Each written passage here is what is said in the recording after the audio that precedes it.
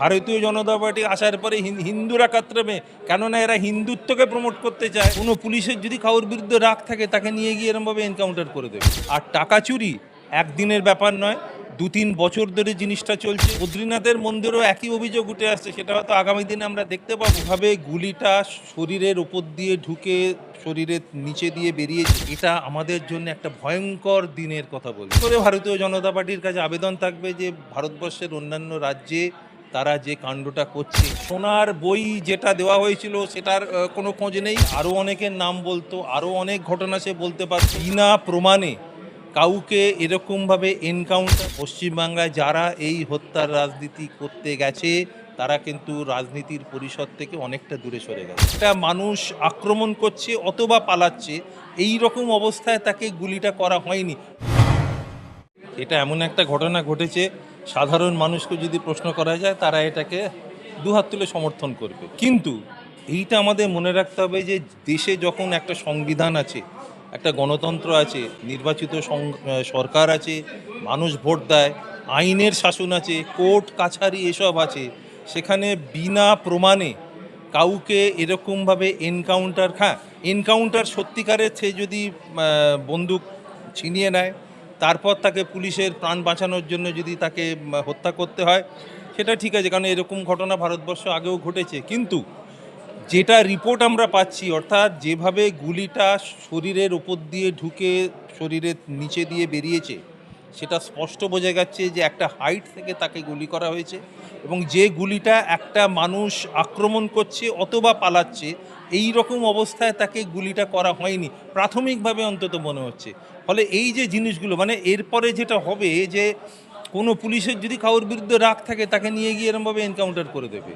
আর একটা কথা, যে এই মানুষটাকে আমরা দেখেছি অনেক কিছু বলছিল, তার হয়তো সব বলার শেষ হয়নি, সে আরও অনেকের নাম বলতো, আরও অনেক ঘটনা সে বলতে পারতো, সে তো আর বলতে পারবে না। ফলে একটা গণতান্ত্রিক দেশে এই ব্যবস্থা, একটা মানুষ স্বাভাবিক মানে রিয়াকশানে হয়তো বলতে পারে ভালো হয়েছে, কিন্তু ঠান্ডা মাথায় যদি চিন্তা করা যায়, এটা আমাদের জন্য একটা ভয়ঙ্কর দিনের কথা বলছে। এটা কেন ভবিষ্যতে আর না হয়। আর বিশেষ করে ভারতীয় জনতা পার্টির কাছে আবেদন থাকবে যে ভারতবর্ষের অন্যান্য রাজ্যে তারা যে কাণ্ডটা করছে, এটা মনে রাখতে হবে পশ্চিমবাংলায় এই জিনিস হয় না। পশ্চিমবাংলায় যারা এই হত্যার রাজনীতি করতে গেছে তারা কিন্তু রাজনীতির পরিষদ থেকে অনেকটা দূরে সরে গেছে। একটা সংখ্যালঘু বাচ্চা মেয়ে, তার উপর যখন আক্রমণ হলো, তার এই পরিণতি হলো, তখন ভারতীয় জনতা পার্টির কাছে এটা একটা আশীর্বাদের মতো যে সেখানকার কিছু সংখ্যালঘু মানুষ এমন একজনকে পিটিয়ে মারলো যার নামটা সংখ্যালঘু নয়। অর্থাৎ একটা কাউন্টার ন্যারেটিভ তারা একটা তৈরি করার সুযোগ পেল। আর ভারতীয় জনতা পার্টির ইতিহাস আমরা জানি, তাদের রাজনীতি আমরা জানি, তাদের সমাজনীতি আমরা জানি। তারা এই জিনিসটাকে ক্যাশ করার জন্যে এই লেভেল অবধি গেল। মানুষটা এখনো পর্যন্ত প্রমাণ হলো না যে সে দোষী না নির্দোষ, কিন্তু সরকারের দিক থেকে তাকে যা যা কম্পেনসেশন দেবার তাকে দেওয়া হচ্ছে।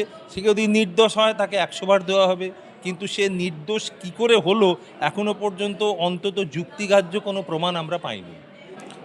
এটাই তো সবচেয়ে লজ্জার। রাম মন্দিরে দেখুন, একটা কথা হচ্ছে যে মন্দিরটা হয়েছিল কিন্তু হিন্দুদের চেয়েছিল বলে, হিন্দুদের অনেক দিন ধরে কয়েকশো বছরের আন্দোলন ছিল, কিন্তু আলটিমেটলি হয়েছিল মহামান্য সুপ্রিম কোর্টের নির্দেশে, কোনো দলের ইচ্ছার জন্য এটা হয়নি। কিন্তু সেই মন্দির আমরা দেখলাম উদ্বোধন করলেন মুখ্যমন্ত্রী, প্রাণ প্রতিষ্ঠা করলেন মুখ্যমন্ত্রী। যারা সংখ্যাগুরু হিন্দু সমাজের অংশ তারা আমরা জানি, আমাদের সমাজে শঙ্করাচার্যদের হচ্ছে সবচেয়ে বড় প্রতিষ্ঠান, তাদেরকে সরিয়ে রেখে নরেন্দ্র মোদী প্রাণ প্রতিষ্ঠা করে দিলেন।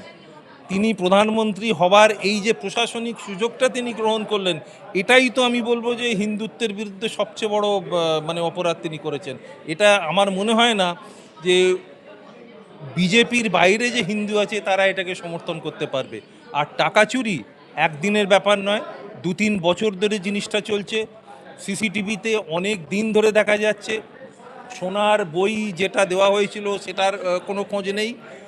এরপরেও আর একটা এখনও সামনে আসেনি, সেটা যে বদ্রীনাথের মন্দিরেও একই অভিযোগ উঠে আসছে, সেটা হয়তো আগামী দিনে আমরা দেখতে পাবো। তো এটাই হচ্ছে ঘটনা, যে হিন্দু খাতরে মে হ্যায়। এত কয়েকশো বছরের মুসলমান রাজত্বে হিন্দু খাতরে মে থাকেনি, 200 বছরের ইংরেজদের রাজত্বে হিন্দু খাতরে মে থাকেনি, 60 বছর 70 বছরের অবিজেপি শাসিত অবিজেপি দলগুলোর ক্ষমতার থাকাকালীন হিন্দুরা খাতরে মে থাকেনি। এই ভারতীয় জনতা পার্টি আসার পরে হিন্দুরা খাতরে মে, কেননা এরা হিন্দুত্বকে প্রমোট করতে চায়, হিন্দু সংস্কৃতিকে নয়। আমরা হিন্দু সংস্কৃতির অংশ, আমরা হিন্দুত্ববাদী নই। আপনারা দেখছেন আপনাদের প্রিয় চ্যানেল এসএস টিভি পাবলিক, সত্যের সাথে ন্যায়ের পথে। চ্যানেলটি সাবস্ক্রাইব করে যুক্ত হন আমাদের পরিবারে এবং পাশে থাকা বেল আইকনটি ক্লিক করুন।